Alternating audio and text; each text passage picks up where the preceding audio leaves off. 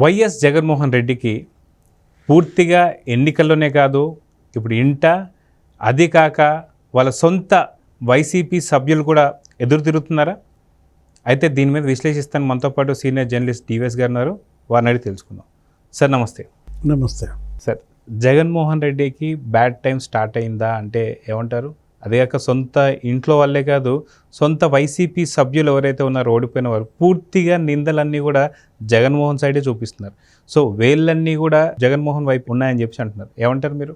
జగన్మోహన్ రెడ్డి ఎక్కడ అడుగు పెడితే అక్కడ నిలదీతలు, ఘెరావులు, చుట్టుముట్టి అద్దాలు పగలగొట్టడం, మా బిల్లులేంటి, నిన్ను నమ్మి మేము వర్కులు చేసుకున్నాం, ఇప్పుడు మా అప్పుల పాలయ్యాం, ఎవరు తీరుస్తారు ఈ అప్పులు అంటూ పులివెందుల్లో నిన్న ఆయన 2 రోజుల పర్యటనలో చుట్టుముట్టిన పరిస్థితి.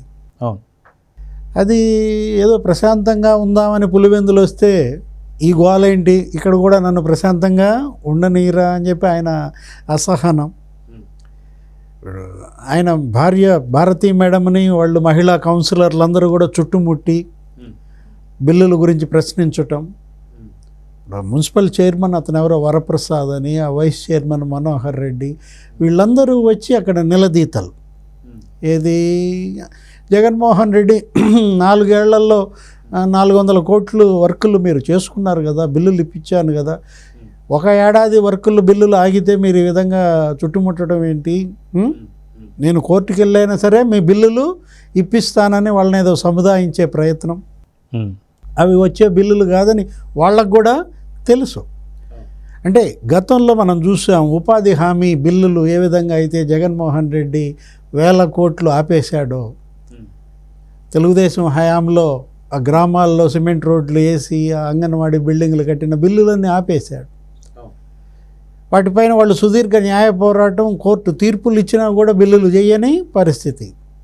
కాకపోతే ఇప్పుడు జగన్మోహన్ రెడ్డి ఆయన నమ్ముకున్నటువంటి కార్యకర్తలు, నాయకులు ఈ పనులు చేసిన వాళ్ళ పరిస్థితి రివర్స్ అయిందనమాట. మనం నిన్న చేసినటువంటి ఆ పులివెందులలో ఆయన నిలదీతలు ఏ విధంగా అవినాష్ రెడ్డి రాగానే అవినాష్ రెడ్డి మీద పడ్డారు.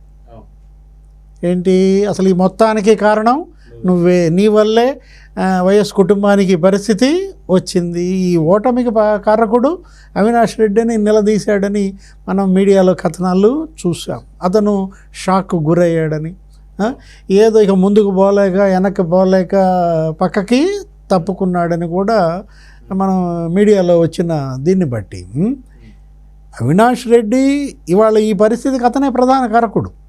151 సీట్ల నుంచి వైసీపీ 11 సీట్లకు పతనమైందంటే మనం ముందే అనుకున్నాం, గతంలో కూడా చెప్పుకున్నాం, ఏంటి జగన్మోహన్ రెడ్డి ఇవాళ ఇది ఆత్మహత్య సదృశ్యం.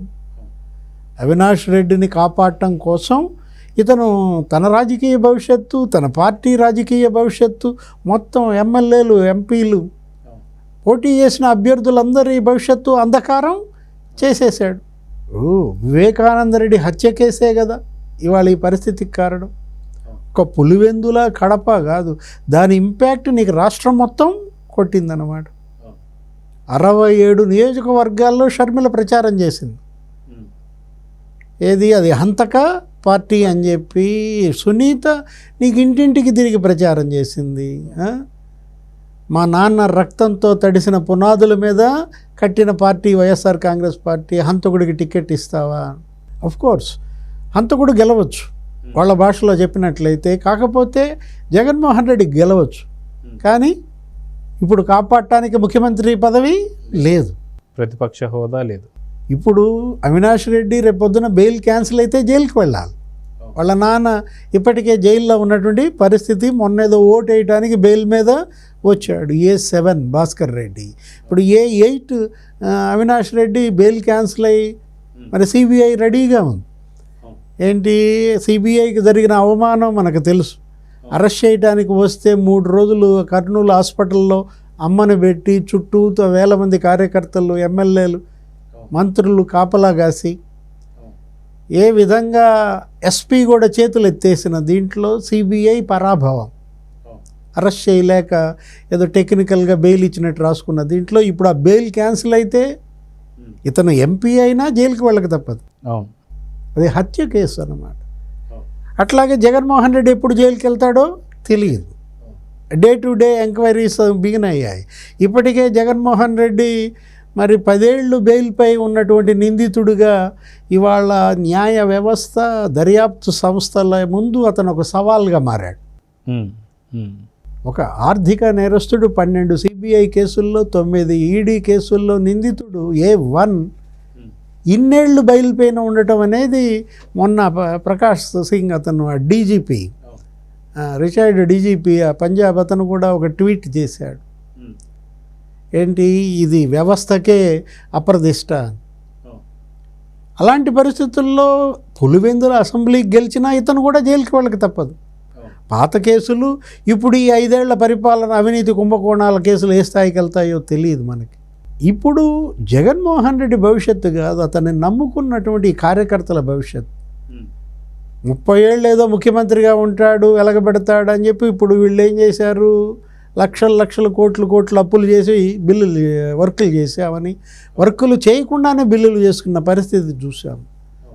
ఆ బిల్లులు కూడా ఏం చేశారు, పెద్దిరెడ్డి చేసిన బిల్లులు, ఆ పిఎల్ఆర్ కన్స్ట్రక్షన్స్, ఆ తెలంగాణ మంత్రికి సంబంధించిన కంపెనీ చేసినటువంటి బిల్లులు, వీటి వరకే క్లియర్ చేశారు తప్ప మిగతా బిల్లులేమీ క్లియర్ కానీ దీంట్లో ఇప్పుడు వీళ్ళంతా కూడా జెండా బీకేయటం ఖాయం. ఏది పోటీ చేసిన అభ్యర్థులు, గెలిచిన ఎమ్మెల్యేలు, ఎంపీలు కూడా వేరే పార్టీల్లోకి వెళ్ళిపోతున్న దీంట్లో ఆయనే చెప్పాడు కదా మంత్రి ఆదినారాయణ రెడ్డి, బీజేపీతో సంప్రదింపులు, అవినాష్ రెడ్డి తప్ప మిగతా వాళ్ళందరినీ చేర్చుకోవడానికి మాకు అభ్యంతరం ఏమీ లేదు అన్న దీంట్లో జగన్మోహన్ రెడ్డి మనం అనుకున్నది అదే. ఏది ఇవాళ వెళ్ళిపోయాడు అక్కడి నుంచి. ఈ తట్టుకోలేక ఈ కార్యకర్తలు, ఈ బిల్లులు, ఈ కాంట్రాక్టర్లు వీళ్ళందరూ ఒత్తిడి తట్టుకోలేక బెంగళూరు వెళ్ళిపోయిన దీంట్లో ప్రశాంతత కోసం ఎక్కడికి వెళ్తాడు, ఎంత దూరం వెళ్తాడు, ఈ పారిపోవటం ఏంటి, పారిపోయేవాడు నాయకుడు ఎలా అవుతాడు? అయితే మొన్న చూసుకుంటే ఇక్కడ అసెంబ్లీ నుంచి పారిపోయి తాడేపల్లికి వచ్చాడు, తాడేపల్లి నుంచి పారిపోయి పులివెందులకు వచ్చాడు, పులివెందుల నుంచి పారిపోయి ఇప్పుడు బెంగళూరుకి వెళ్ళిపోయాడు. సో ఇలా పారిపోవడం వాట్ నెక్స్ట్ ఎక్కడికి వెళ్తాడు? బెంగళూరు నుంచి పారిపోయి లండనా అనేది క్వశ్చన్. కూతుళ్ళ దగ్గరకా అంటే ఇప్పుడు ఎంత దురదృష్టం అనేది కనపడుతుంది. గ్రాఫ్ ఎలా పతనమైందో కనపడుతుంది. నీకు సడన్ డ్రాప్ అన్నమాట. ఎలా ఎదిగాడో అట్లా నిలువుగా కూలిపోయాడు. పార్టీని ప్రతిపక్షంలో నడపటం అనేది చాలా కష్టం. ఏది ప్రజెంట్ పాలిటిక్స్లో అది మరీ కష్టం అయిపోయిందన్నమాట. అది కాక ప్రతిపక్ష హోదా కూడా లేదు. తెలంగాణలో కేసీఆర్ పరిస్థితి ఎలా? ఇతను ఇంకా 5 ఏళ్లే ముఖ్యమంత్రిగా ఎలగబెట్టింది, ఆయన 10 ఏళ్ళు ముఖ్యమంత్రి. ఇతనిది ఏదో తండ్రి సానుభూతి, తండ్రి చనిపోయాడు, హెలికాప్టరు, లేకపోతే బాబాయిని చంపేశారు, ఇట్లా ఈ సానుభూతి మీద అయిన ముఖ్యమంత్రి ఇతను. ఎవరు? జగన్మోహన్ రెడ్డి, సింపతి సీఎం అంటాము. అతను అలా కాదు, అతనేంటి పోరాటంతో వచ్చిన ఆయన. ఎవరు? కేసీఆర్ ఉద్యమం. అతను ఏదో చావు నోట్లోకి వెళ్ళి తలపెట్టి నేను తెలంగాణ తెచ్చానంటాడు, ఫాదర్ ఆఫ్ తెలంగాణ అంటాడు. అలాంటి కేసీఆర్ ఇవాళ ఏమైపోయాడు? ఎంత సడన్ డ్రాప్. అసలు బీఆర్ఎస్ ఉందా, ఉంటుందా, బతుకుద్దా? లేదు, ఎవరికి ఆశలు లేవు, అందరూ మారిపోతున్నారు. ఇవాళ కూడా బీఆర్ఎస్ ఎమ్మెల్యే సంజయ్ కుమార్ కాంగ్రెస్లో చేరిపోయాడు, పోచారం శ్రీనివాసరెడ్డి వెళ్ళిపోయాడు, కడియం శ్రీహరి వెళ్ళిపోయాడు. వరుస పెట్టి అందరూ అటు కాంగ్రెస్లోకి బీజేపీలోకి దూకేస్తున్నప్పుడు ఆయన అన్నాడు ఇలాగే జగన్మోహన్ రెడ్డి లాగా. మొన్న జగన్మోహన్ రెడ్డి ఏమన్నాడు, ఇంకా 40% ఓట్ బ్యాంక్ మనకు ఉందన్నాడు. ఎమ్మెల్యే అసెంబ్లీ ఎలక్షన్స్ నుంచి పార్లమెంట్ ఎలక్షన్స్కి వచ్చిన 37 నుంచి 17% పడిపోయింది. ఎవరిది? కేసీఆర్ది. 4 నెలల్లో 20% పడిపోయినాడు నీ కళ్ళ ముందు ఉంటే నీకున్నటువంటి 40% 20% అవ్వడానికి 4 నెలలు పట్టదు. అసలు 4 నెలలు కాదు, నువ్వు 4 రోజులు కూడా ఉండనీటల్లా. ఏది నువ్వు అసెంబ్లీకి వెళ్ళకపోవడం బ్లండర్, మిస్టేక్. అయ్యన్న పాత్రుడు స్పీకర్గా ఉంటే సభకి వెళ్ళవా? అయ్యన్న పాత్రుడు స్పీకర్గా ఎలక్ట్ అయ్యాడు, అక్కడ పార్టీలన్నీ ఆయనకు మద్దతు ఇచ్చాయి. నువ్వు అసెంబ్లీకి వెళ్ళి ఆయన్ని నువ్వు ప్రతిపక్ష నాయకుడిగా తోడుకొని ఆ కుర్చీలో కూర్చోబెట్టుంటే నీ ఇమేజ్ ఎక్కడికో వెళ్ళేది. ఒక మంచి సందేశం ప్రజలకు ఇచ్చినాడు అయ్యేవాడు. ఇప్పుడు పారిపోయావు అసెంబ్లీ నుంచి అనే చెడ్డ పేరు తెచ్చుకున్నావు. రేపొద్దున కూడా ఉండేది ఆయనే ఆ స్థానంలో.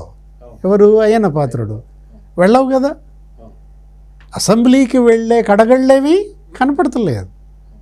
ఇప్పుడు నువ్వు వెళ్ళకపోగా వెళ్ళే 11 మందిని కూడా వెళ్ళొద్దని రెండో రోజు వాళ్ళు కూడా బాయ్కాట్ చేసిన పరిస్థితి. అక్కడ ఉన్నది అయ్యన్న కాదు, అక్కడ ఉన్నది స్పీకర్. నువ్వు చూడాల్సింది స్పీకర్ను కానీ నువ్వు ఎవరిని చూస్తున్నావు? అయ్యన్నను చూస్తున్నావు, వ్యక్తిని చూస్తున్నావు, దడుచుకుంటున్నావు. ఈ దడుపు జ్వరం ఏంటి అసలు? జగన్మోహన్ రెడ్డి అంటే అతనేదో పెద్ద ధైర్యవంతుడు, పుడింగ్ అనుకుని ప్రజలంతా అపోహలు. ఇప్పుడు అలాంటి వ్యక్తి కాస్త ఇతను ఒక పిల్లి, ఏది పారిపోతున్నాడంటే ఫైటర్గా ఉండాల్సిన జగన్ జోకర్గా మారటమే ట్రాజడీ. అయితే ఇక్కడ చూసుకుంటే గతంలో మనకి ఇద్దరు ఎవరైతే వైఎస్ జగన్మోహన్ రెడ్డి కావచ్చు, అలానే అవినాష్ రెడ్డి కావచ్చు, వీళ్ళిద్దరికి కూడా ఖచ్చితంగా పూర్తి స్థాయిలో ఒక ఏమంటారనమాట చట్టపరంగా ఒక కేసులు అయితే నమోదవుతూ వస్తున్నాయి, వీరి మీద చర్యలు అయితే కూడా కొనసాగుతున్నాయి. ఇలాంటి టైంలో అనిత గారు హోమ్ మినిస్టర్గా ఉన్నారు. గతంలో ఆవిడని కూడా ఎంతగా వీళ్ళు హింస పెట్టారో కూడా తెలుసు. ఇప్పుడు ఒకవేళ వీళ్ళిద్దరూ జైలుకి వెళ్తే వైసీపీ పార్టీ అనేది ఏమవుతుంది అంటే ఏమంటారు? ఇంకా వైఎస్ఆర్ కాంగ్రెస్ పార్టీ అది క్లోజ్డ్ చాప్టర్. ఇది గత చరిత్రగా మిగిలిపోతుంది, ఇక చరిత్ర అవశేషంగా మిగులుతుందన్నమాట. గాలి బుడగ. ఏది చంద్రబాబు అనేవాడు కొన్ని పార్టీలను గతంలో గాలి బుడగల్లాంటి పార్టీలని, ఇది కూడా ఒక గాలి బుడగలాగా మారిందన్నమాట. ఏది 12 ఏళ్ల పార్టీ, 5 ఏళ్ళు అధికారం చెలాయించిన పార్టీ టప్ గాలి బుడగ పేలినట్టుగా పేలిపోతుంది. అవతల ఒక బుడగ పేలింది ఎక్కడ? తెలంగాణలో బీఆర్ఎస్ గాలి బుడగ టప్ అని. సో చూద్దాం సార్, ఖచ్చితంగా అత్యంత త్వరలోనే వీళ్ళ మీద ఏదో చట్టరికంగా ఖచ్చితంగా కేసులు అయితే నమోదు కాబోతున్నాయని చెప్పి అయితే అర్థమవుతుంది. ఏం జరుగుతుందో చూద్దాం. నమస్తే. నమస్తే.